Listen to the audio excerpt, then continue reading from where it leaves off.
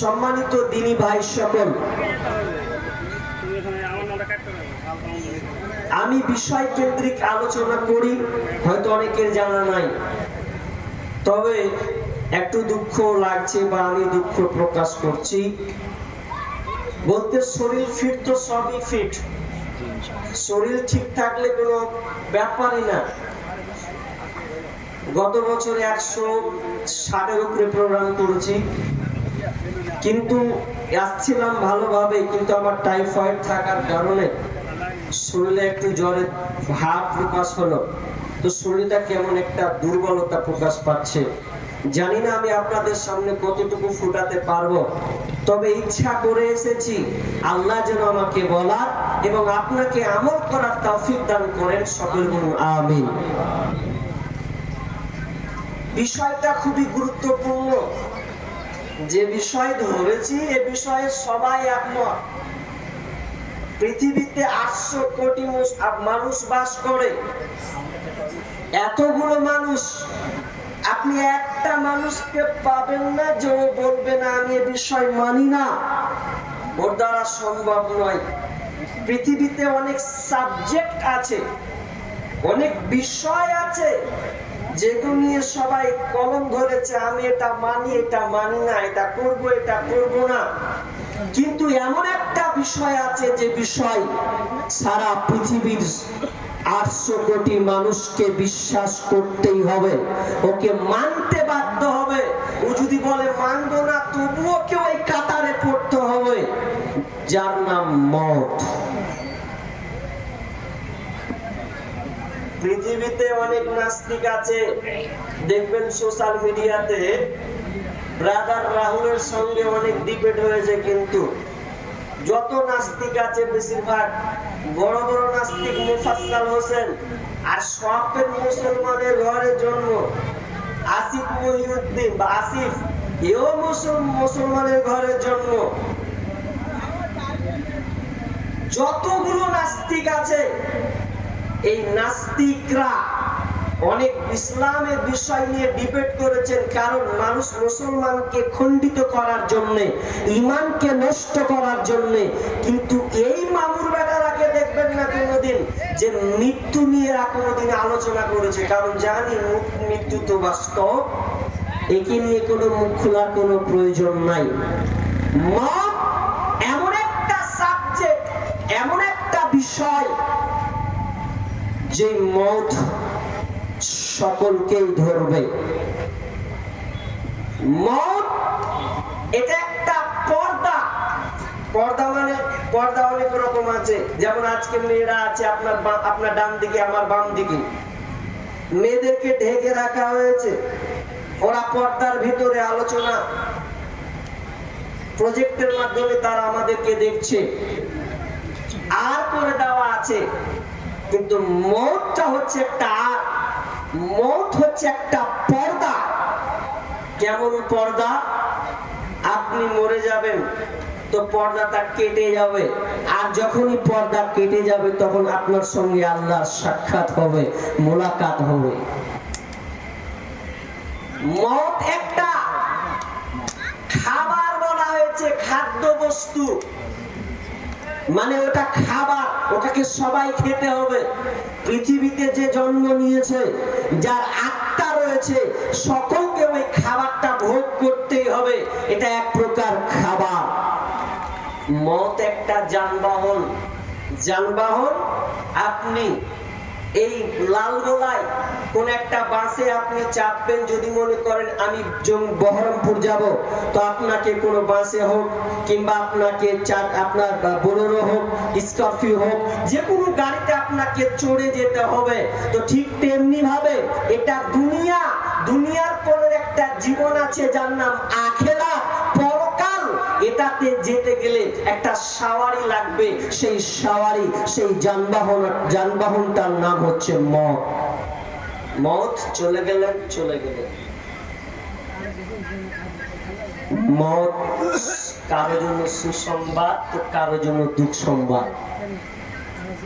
অনেকে আছে মওতকে বুকে পেতে নেবে, অনেকে আবার মওত আছে পালাবে, পালা আর বাঁচা যাবে না, একটু বাঁচার চেষ্টা করি। খুবই খাতারনাক। মরতেই হবে।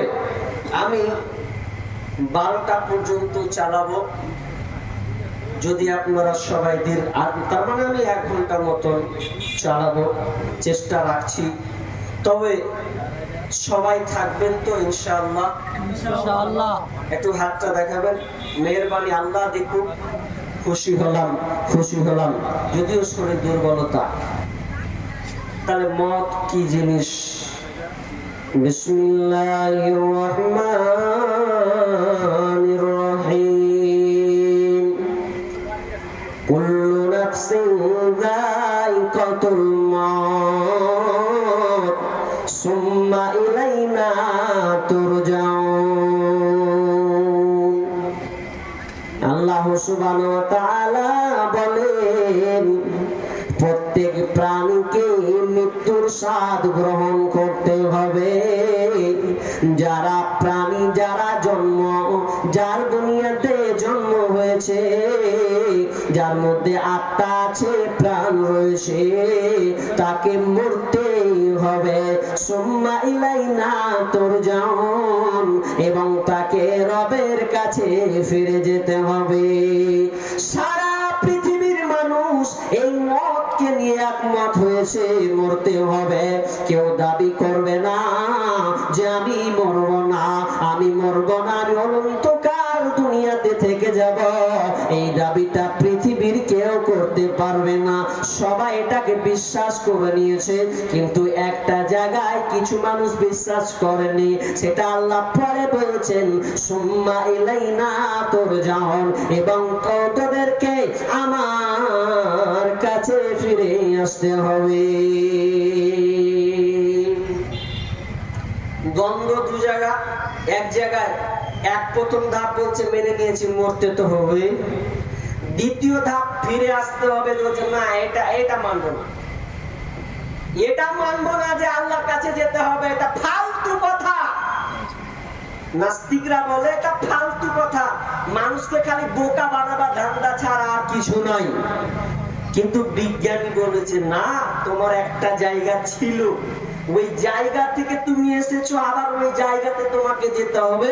এটা আধুনিক বিজ্ঞান প্রমাণ করেছে যে না, তুমি একটা জায়গায় ছিলে, ওই জায়গায় তোমাকে আবার রিটার্ন যেতে হবে। আল্লাহ সুবহানাহু ওয়া তাআলা বলেন, কুল্লু নাফসিন যায়িকাতুল মাউত, তোকে মৃত্যুর স্বাদ গ্রহণ করতে হবে। ওয়া ইন্নামা তুওয়াফাউনা উজুরাকুম ইয়াওমাল কিয়ামাহ, এবং কিয়ামতের দিন তোকে পরিপূর্ণ বদলা দেওয়া হবে রে। তুই দুনিয়াতে যদি ভালো কাজ করিস, তোর বদলা তুই পাবি। তুই যদি দুনিয়ায় মন্দ কাজ করিস, খাওয়ার নাই কাজ করিস, খারাপ কাজ করিস, বেঈমানি করিস, লম্পটি করিস, লুচ্চামি করিস, ওইটাও আমি আল্লাহ তোকে বিচারের দিন প্রতিদান দেওয়া হবে। ভালো এবং মন্দ কিয়ামতের দিন তাকে প্রতিদান দেওয়া হবে। ফামান যুহজিহা আনিন নার ওয়া উদখিলাল জান্নাহ। আল্লাহ সুবহানাহু ওয়া তাআলা বলেন, অতএব যারা কিনা আপনার কিনা জান্নাতে চলে গেছে, এবং জাহান্নাম আপনার কিনা যুহজিয়ানিন নার ওয়া উদখিলাল জান্নাহ, জাহান্নাম থেকে পরিত্রাণ পেয়েছে এবং জান্নাতে যারা ঢুকে গেছে, ফাকাদ ফাজ, ওরা হচ্ছে সবচাইতে সফল কাম। যে আমার আল্লাহ বলছেন, ওয়ামাল হায়াতুদ দুনিয়া ইল্লা মাতাউল গুরুর, আর এই দুনিয়াটা হচ্ছে আপনার কিনা ধোঁকাময়, তাচ্ছিল্যময়, আর আপনার এই দুনিয়াটা হচ্ছে একটা ধোঁকার বস্তু। কিন্তু মুসলমান তারা এই দুটাকে, তারা জান্নাতটাকে নিয়ে পড়ে নাই, আপনার আল্লাহর কাছে যেতে হবে এটা নিয়ে পড়ে নাই, শুধু তারা দুনিয়াটাকে নিয়ে পড়ে আছে। অথচ আল্লাহ বলছেন, পৃথিবীর মানুষরে এই দুনিয়াটা হচ্ছে ধোঁকার বস্তু, এটা ধোঁকার জায়গা, তাচ্ছিল্যময় একটা জায়গা। এই জায়গাটা এমন জায়গা, অথচ তোরা এই জায়গাটা নিয়ে পড়ে আছে। বুঝিনি জায়গা কেমন। সালমা তিনি বাদশাহ হারুন রশিদের সঙ্গে মোলাকাত করছেন, দেখা করছেন। তো দেখা যখন করছেন, দেখা হচ্ছে, আসসালামু আলাইকুম। ওয়ালাইকুম আসসালাম। বলছে, বাদশাহ আপনার প্রাসাদটা দেখছি, মাশাআল্লাহ কত সুন্দর গো, আপনি রাজা, আপনি একজন খলিফা, আপনার বিল্ডিং বালাখানা প্রাসাদ দেখে এত সুন্দর, কি বলি আপনাকে, বলা যায় না। তবে যদি আপনার কবরটা যদি খুব সুন্দর হতো তো খুব ভালো হতো। যেমন এই কথা বলা, আমি আপনাকে যদি বলি ভাই বাড়িটা কত সুন্দর করে সাজিয়েছেন, একদম কলিজা 20 কেজি হয়ে যাবে।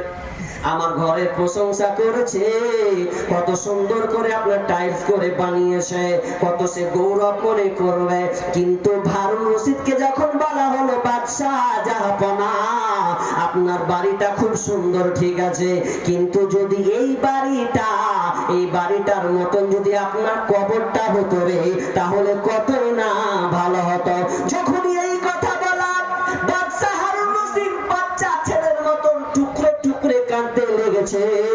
আহা, তুমি আমাকে এমন একটা কথা শোনালে রে ভাই, যে আমি আর সত্যি তো আমার কবরখানা আমার কেমন হবে, এই টেনশনে পড়ে গেছেন। তখন বলছেন, সালামা আপনি কি এটা শুধু নয়, আরো কি আপনি আমাকে কোনো উপদেশ দিতে পারবেন, কোনো কথার ব্যাপারে আমাকে বলতে পারবেন কি? তখন সালামা বলছেন, বাদশাহ জাহাপনা বলেন তো, আপনি রাস্তায় অতিক্রম করতে চলেছেন, এমন সময় মরুভূমি, কোনো মানুষ নাই, কোনো খাবার নাই, কোনো গাছপালা নাই, মরুভূমি আর মরুভূমি। ওইখানে যদি আপনাকে তৃষ্ণা লাগে আর আপনি যদি পানি না পান, তাহলে এই পানি পাওয়া, তৃষ্ণা নিবারণ করার জন্য, এই পানি পান করার জন্য আপনি কি করবেন? বাদশাহ এবার উত্তর দিচ্ছে, তুমি আমাকে এমন একটা প্রশ্ন করেছো, মারাত্মক প্রশ্ন। মরুভূমি কোনো কিছু নাই, পানি দরকার, আমি মরে যাব, পানি যদি না পাই তো আমার তৃষ্ণা নিবারণ হবে না। এই জন্য আমি কি করব, এই পানিকে নেওয়ার জন্য, আমার তৃষ্ণাকে নিবারণ করার জন্য আমি এক ঢোক পানি কিনব, আর ওই এক ঢোক পানি কিনতে যদি আমার অর্ধেক প্রাসাদ বিক্রি করতে হয়, তাহলে আমি অর্ধেক প্রাসাদকে আমি বিক্রি করে দেব, এর বিনিময়ে আমি পানিটাকে ক্রয় করে নেব। এবার বলছেন, বাদশা ঠিক আছে, এবার আপনি বলেন, আপনি ওই পানিটা পান করেছেন, পানি পান করার পর এবার ওই পানিটা কিন্তু আপনার শরীর থেকে বের হচ্ছে না, এই বের না হওয়ার কারণে এর জন্য আপনি কি করবেন, কি পদক্ষেপ আপনি নেবেন বলেন? তখন বাদশাহ হারুন রশিদ বলছে, তাহলে আমি কি করব শুনে নাও, যদি আমার শরীর থেকে যদি পানিটা বের না হয়, পেশাব যদি না হয়, তাহলে আমি আরো অধিক রাজত্ব আমি বিক্রি করে দেব। তখন সালামা বলছেন, বাদশাহ হারুন রশিদ আমিরুল মুমিনিন, শুনলেন এই পৃথিবীটার মূল্য কতটা, এই পৃথিবীর দাম কতটা, এক ঢোক পানি আর এক ঘর পেশাব, এর ছাড়া আর দুনিয়ার কোনো মূল্য না। দুনিয়া ধোকা নিয়ে আমরা পড়ে আছি, দুনিয়া গাড়ি করব, বাড়ি করব, আরে করেন, আপনাকে আমি বলিনি টাকার পয়সা বাহার করবেন তো উসমানের মতন করেন, আমি বলিনি যে আপনি পয়সাওয়ালা হন না, দরকার আছে, কিন্তু আমরা দুনিয়ার মোহে এমন ভাবে পড়েছি, বাল তুসিরুনাল হায়াতাদ দুনিয়া, এই দুনিয়ার মোহে আমরা এমন ভাবে পড়েছি যে আমরা আখিরাত বলে ভুলে গেছি, মরতে হবে, এই কমন সেন্সটা হারিয়ে দিয়েছি, নাই। অথচ সাহাবীরা আখিরাতকে কতটা প্রাধান্য দিতেন, মওতকে নিয়ে কতটা তারা চিন্তিত থাকতেন, তারা কতটা ভাবতেন। রাবিয়া বিন কাব একজন গরিব সাহাবী, এমন গরিব সাহাবী, যেই গরিব সাহাবীর আপনি ঘটনা যদি আপনি পড়েন, পারলে কোনদিন রাবিয়া বিন কাবের ঘটনাটা পড়বেন।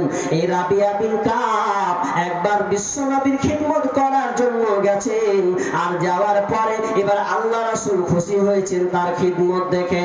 তো আমি অনেক লম্বা, আমি শর্টকাটে বলছি। রাবিয়া বিন কাবকে রাসূল সাল্লাল্লাহু আলাইহি ওয়াসাল্লাম বলছেন, রাবিয়া ও আমার সাহাবী রে, ওরে আমার প্রাণ প্রিয় সাহাবী, তুমি আমার খিদমত করতে এসেছো রাত্রিতে, তো আমি তোমাকে আজকে এমন একটা অফার দেব, আমি এমন একটা অফার দিব, যে অফারটা তুমি এখন এই মুহূর্তে তুমি আমার কাছে যা চাইবে তাই তুমি পাবে।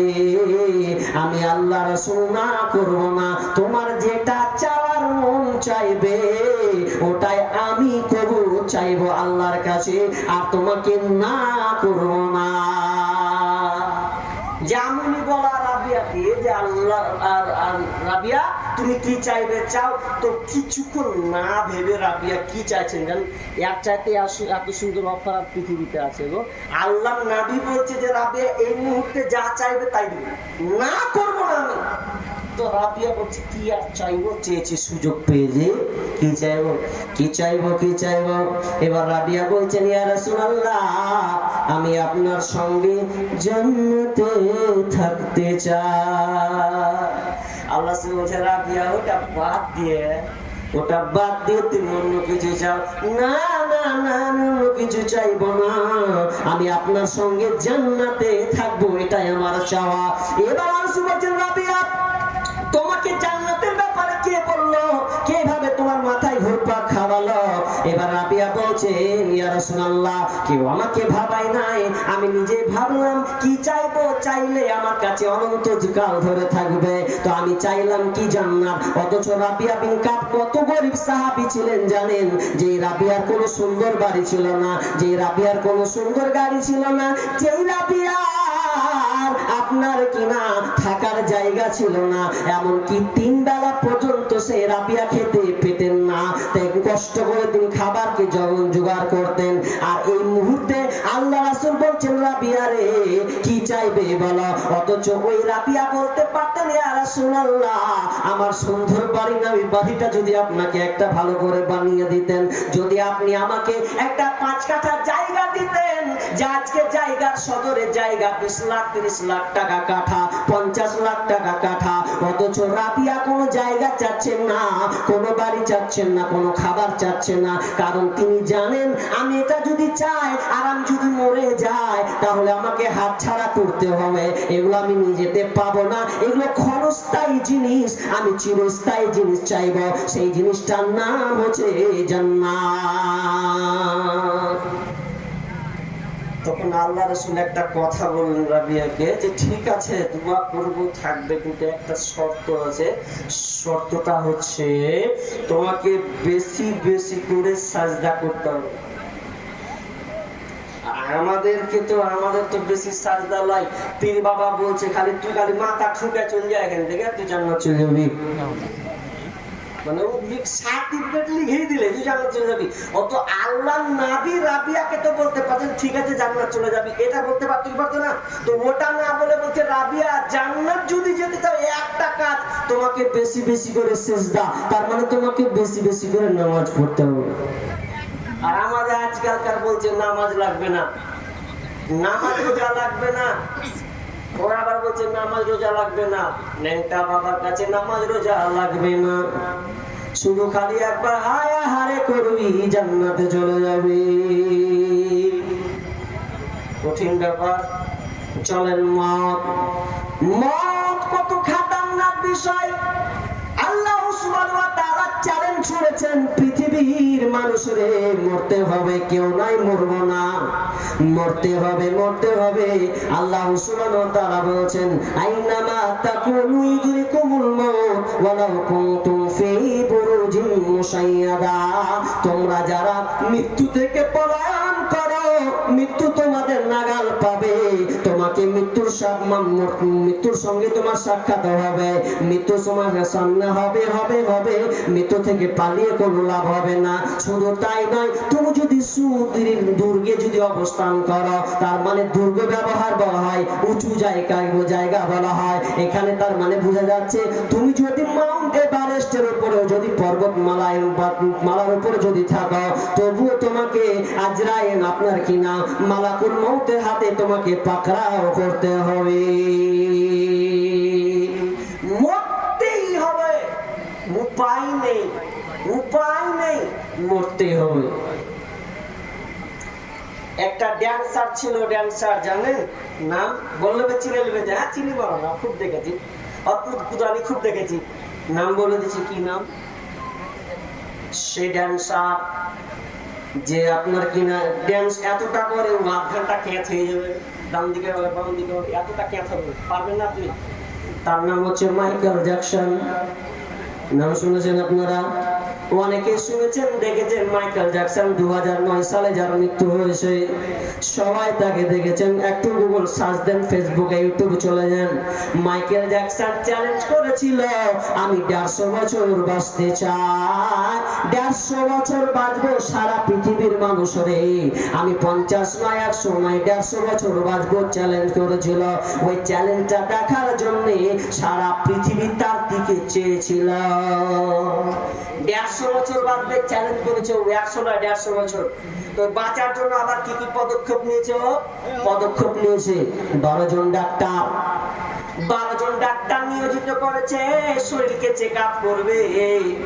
15 জন ডাক্তার কিনা ব্যায়াম করবে, ব্যায়াম শরীরকে ফিট করার জন্য তারা আপনার 15টা আবার এক্সট্রা ডাক্তার সে আপনার ভাড়া করে রেখেছে। তারপরে যে খাবারটা খাবে ল্যাবরেটরিতে দেখবে খাবারটা ওর মুখে কতক্ষণ সাপোর্ট করবে কি করবে না, ওটা ওর মুখে চলবে কি চলবে না, ওটাকে আবার ল্যাবরেটরিতে দিয়ে তারপর ওর মুখে ভরবে।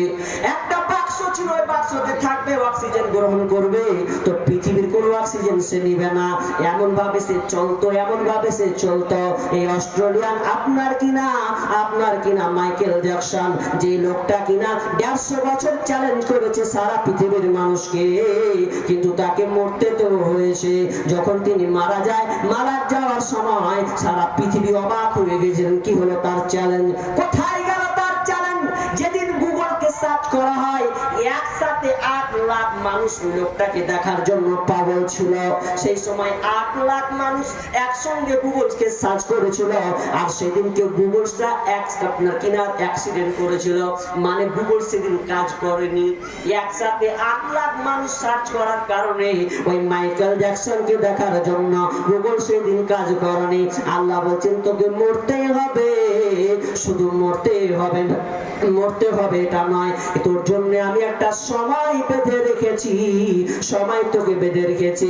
ওয়ালিকুল্লি উম্মতি আজাল ফাইদা জা আজালুহুম লা ইস্তাখিরুনা সাআতাও সাআতাও ওয়া লা ইস্তাকদিমান। আল্লাহ বলেন আমি প্রত্যেক উম্মতের জন্য নির্দিষ্ট একটা সময় রেখেছি, আর যখন ওর সময় চলে আসবে 1 সেকেন্ড আগেও পারবে না, 1 সেকেন্ড পিছেও আসবে না। যখন যার সময় হবে তখন ঠিক তার মাজরাইল মালাকুল মউতকে পাকড়াও করবে। কিন্তু আমরা মনে নাই, দুনিয়াতে ব্যস্ত আছি। আপনি মনে রাখেন আর না রাখেন, আপনাকে মওত পাকড়াও করবে। মনে রাখেন আর না রাখেন, ফার্সি কবি কি বললেন, दो चीज आदमी का साथ जोर जोर, एक आबोदना देगा खा के गौर। दो चीज आदमी का साथ जोर जोर, एक आबोदना देगा खा के गौर। পৃথিবীতে দুইটা জিনিস আছে, যেই দুইটা জিনিস দুই মানুষ মনে রাখুক আর না রাখুক, সময় হলে ঠিক তাকে পাকড়াও করবে। একটার নাম কি, দো চিজ আদমি রাখা সাথ জোরে জোর, একে আবদানা দেগা খাকে গর। একটা হচ্ছে যে তার রুজি যেটা লেখা রয়েছে পৃথিবীর 50,000 বছর আগে, যে রুজিটা তার জন্য লেখা আছে, ওই রুজিটা এসে খাবে। আর মওত যখন তার সময় হয়ে যাবে, ঠিক সময় যখন আসবে, তার মনে থাক আর না থাক, ও আপনার পাখা ঘোরার অবস্থায় থাক, প্রেমিকার ফোনে যতই আপনার সে কিনা মুক্ত থাক না কেন, ও চুরির হালাতে থাক না কেন, ডাকাতের হালাতে থাক না কেন, যখন মৃত্যু আসবে তখন তাকে খাপ্পর করে তাকে ধরবে, আর পালাবার কোনো রাস্তা থাকবে না। মরতেই হবে, আপনি মানেন আর না মানেন, যেন পরিবার অস্বীকার করার কিছু নাই। কেউ অস্বীকার করে তাহলে মরবেন, মৃত্যু এদিকে হবে না ওইদিকে হবে না, নির্দিষ্ট টাইমে মরবে। এখন আমরা বলছি হ্যাঁ লোকটা সালা এদিক দিয়ে গেল, কত খ্যাপা পেট খ্যাপা দেয়, যদি ভালো করে পার হতো তো অ্যাক্সিডেন্টটা হতো না, মরতো না রে। কিন্তু ভুল, এটা ভুল। আমার চোখে এটা লাগছে, কিন্তু ওটা আল্লাহ লিখে দিয়েছে, ওকে ওইভাবেই মরতে হবে, এক সেকেন্ড আগাবে না পিছাবে না, কিছু করার নেই। আল্লাহ আরেকটা চ্যালেঞ্জ করেছেন, খুবই মারাত্মক। আমি ভাবি মাঝে মধ্যে যে আল্লাহ এগুলো করেন কিভাবে। আপনি দেখেছেন মানুষ তো মরে, এটা তো জানি, কিন্তু একটা জিনিস আপনি ভাবেন যে আল্লাহ আরেকটা চ্যালেঞ্জ করছেন সারা পৃথিবীর মানুষকে।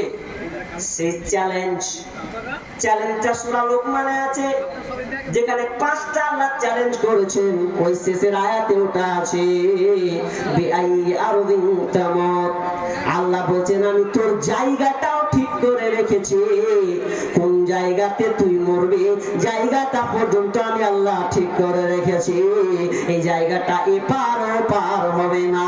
তোর জায়গা, তোর মরণ যদি হসপিটালে থাকে তোকে হসপিটাল মরতে হবে, তোর মন যদি সমুদ্রে থাকে তোকে সমুদ্রে মরতে হবে, তোর মন যদি 7 ফুট লম্বা তাল গাছের উপরে থাকে আমি আল্লাহ তোকে তাল গাছের উপরে উঠাবো, তোর মন যদি আগুনে থাকে তাহলে আগুনেই তোকে জ্বলতে হবে।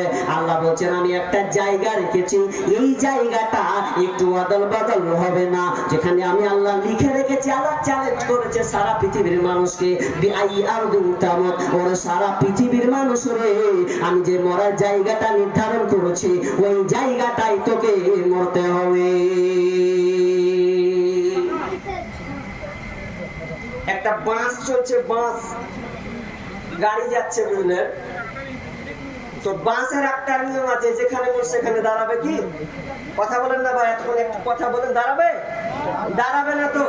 এটা ই পেছেন রকে পেছেন দাঁড়া হে চেপে দিলেও এরকম নয়।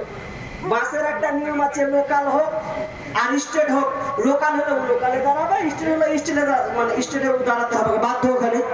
যখন ও দাঁড়াচ্ছে, এবার একটা বাস যাচ্ছে, যাত্রী লোক আছে, বুঝলেন তো। এবার ভরপুর লোক, একটা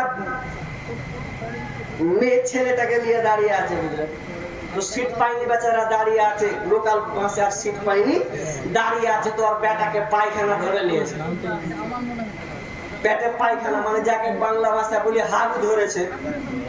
একে যখন হাগা লেগেছে তখন বলছে মা গে থাকতে পারি না, হাগা লেগে।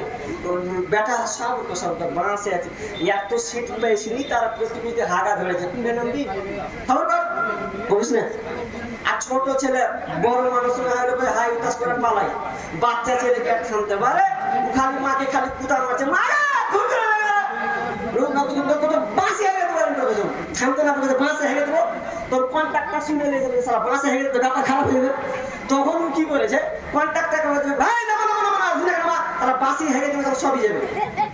তো মাঝখানে এবার লোকালে না, মাঝখানে নেমেছে। তখন যখন পায়খানা লেগে, তখন কন্ট্রাক্টর বলছে নামেন নামেন, বেটাকে নামেন, যারা এক কথা শুনবো না নামেন। তখন নেমছে, নামার পরে এবার আর বেটাকে খালি লাথে, মানে বকছে, খানিকটা বকছে। টাইম পারি না, আর একটু সুন্দর থামতে পারি না, আগে থামতে পারলাম না। তখন গাড়িটা যখন থেমেছে, ভালো করে দেখেন, হাসা চিকিৎসা একটা রহস্য আছে। আমি বলেছি আল্লাহ বলছেন তো জায়গাটা আমি ঠিক করে রেখেছি, ওইখানেই মরতে হবে। এবার বাস ড্রাইভার যখন থেমেছে, ড্রাইভার যখন থামছে, এবার কন্ট্রাক্টর বলছে চলো চলো চলো চলো, আর গাড়ি আর আগাচ্ছে না। বারবার বলছে ও ড্রাইভার চলো চলো, কাজ হয়ে গেছে, কিন্তু ড্রাইভারের কোনো সাড়া নাই। ড্রাইভারের যখন সাড়া নাই, কন্ট্রাক্টর হাত দিয়ে বলছে কোনো শব্দ নয়, একেবারে মালাকুল মউত এসে খাম করে ধরেছে, প্রাণ পাখি তার উড়ে চলে গেছে। তার মানে আমার আল্লাহ দেখেন, ওর জায়গাটা আল্লাহ ঠিক করে রেখেছেন, এপার ওপার হবে না। যদি আল্লাহ চলন্ত বেলায় গাতা যদি মোটটা নিত, তাহলে প্যাসেঞ্জারে কি হতো? যদি তার মনটা চলন্ত হাওয়াতে নিত রে, প্যাসেঞ্জারের সব 12টা বেজে যেত। কিন্তু আল্লাহর কারিশমা দেখেন, আল্লাহর চ্যালেঞ্জ দেখেন, ও জায়গাটা যে ঠিক করে রেখেছে। আল্লাহ বলছেন আমি তোর জন্য জায়গাটা ঠিক করে রেখেছি, যেখানে তোর মরণ আছে ওখানে তোকে মরতে হবে। আল্লাহর চ্যালেঞ্জ, মরতে হবে, কিছু করার নাই। টাইটানিক জাহাজ কে মোবাইলে দেখেছেন? দেখেছেন আপনারা টাইটানিক জাহাজ? কে দেখেছেন? মানে মজবুত করার জন্য একটা সবচেয়ে বড় তথ্য আমি আপনাকে আজকে দেব। টাইটানিক জাহাজ কত সালে গিয়েছিল, ধ্বংস হয়েছিল? 1912 সালে। কত বললাম? 1912। সেখানে ধ্বংস হয়েছিল। একটা পাওয়ার দিয়েছিল ওকে। একজন সাংবাদিক প্রশ্ন করছে যে আপনারা যে টাইটানিক জাহাজ তৈরি করেছেন, তো এটা ধ্বংস হবে কি হবে না? তো বুক ফুলিয়ে বলছে, গড ভগবান কিছুই করতে পারবে না, এমন ভাবে তৈরি করেছি কিছুই করতে পারবে না। ও রাস্তা কিছু না যেতে যেতে একবার পর্বতে পাঠান করে দিলে বরফে অ্যাক্সিডেন্ট, তোলপা শেষ। তো ওই টাইটানিক জাহাজ দেখার জন্য 5টা লোক পদক্ষেপ নিয়েছিল, দেখেছেন আপনারা? এটা তো বেশি দিনকার ঘটনা, 2023 16 জুন। খবরটা নেবেন, সার্চ করেন, পেয়ে যাবেন। 5 জন যাত্রী, যেমন তেমন লোক নয়, একবারে যাদের ইনকাম দিনে কোটি কোটি কোটি কোটি টাকা ইনকাম, তারা টিকিট কাটবে। 5 জন যাত্রীর টিকিট কাটবে তো কোথায়? তো সাবমেরিন টাইটান। এই সাবমেরিন টাইটানে তারা চাপবে, 5টা যাত্রী নিবে। তো টিকিট কত? ভারতের যে কত একটা টিকিটের দাম জানেন? তো একটা টিকিটের দাম মিনিমাম 1.5 থেকে 2 কোটি। একটা টিকিটের দাম 1.5 থেকে 2 কোটি হবে। তো এই একটা টিকিট কাটার জন্য ওরা ধ্বংস দেখতে যাবে কি টাইটানিক, যে ওখানে কোথায় ধ্বংস হয়েছে সেই দেখার জন্য তারা যাচ্ছে 5 জন মিলে।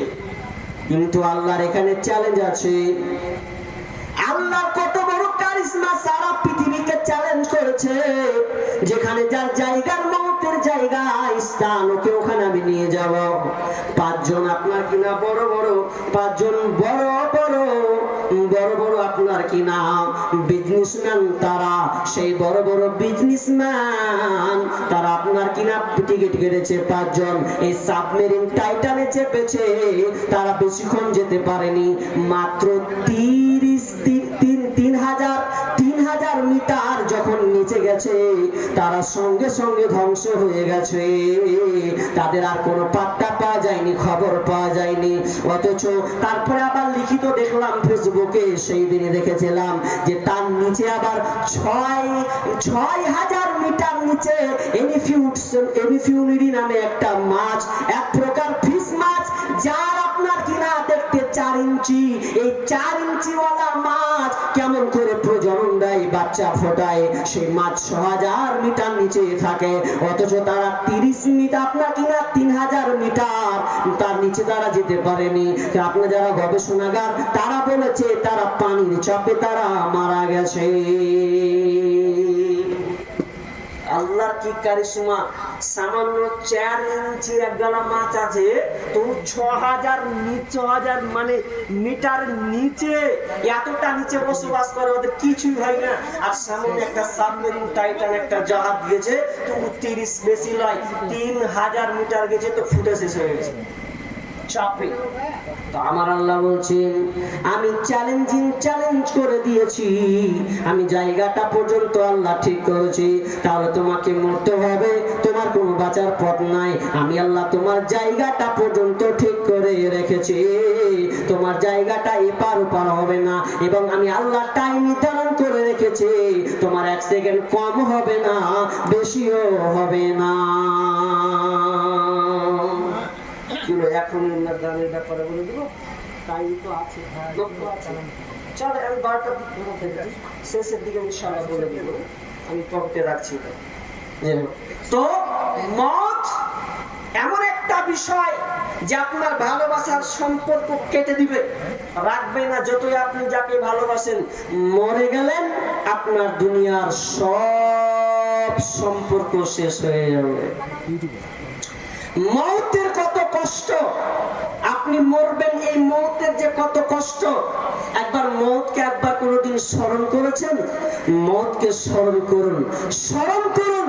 আল্লাহ সুবহানাহু ওয়া তাআলা বলছেন, কাইফা তাকফুরুনা বিল্লাহি ওয়া কুনতুম আমওয়াতান ফাহিয়াকুম সুম্মা ইউমীতুকুম সুম্মা ইউহয়ীকুম সুম্মা ইলাইহি তুরজাউন। আল্লাহ সুবহানাহু ওয়া তাআলা বলেন, তোমরা কিভাবে আমাকে অস্বীকার করো, কিভাবে তোমরা আমাকে অস্বীকার করো রে, অথচ তোমরা ছিলে মৃত। এটাকে তুমি একবার চিন্তা করো, স্মরণ করো, ভাবো, তুমি ছিলে আগে মৃত এবং তারপরে আমি আল্লাহ তোমাকে মৃত্যু আপনার কিনা মৃত্যু থেকে জীবিত বানালাম। শুধু জীবিত করলাম দুনিয়াতে, রহমের পর থেকে তোমাকে বের করলাম, জীবিত করলাম।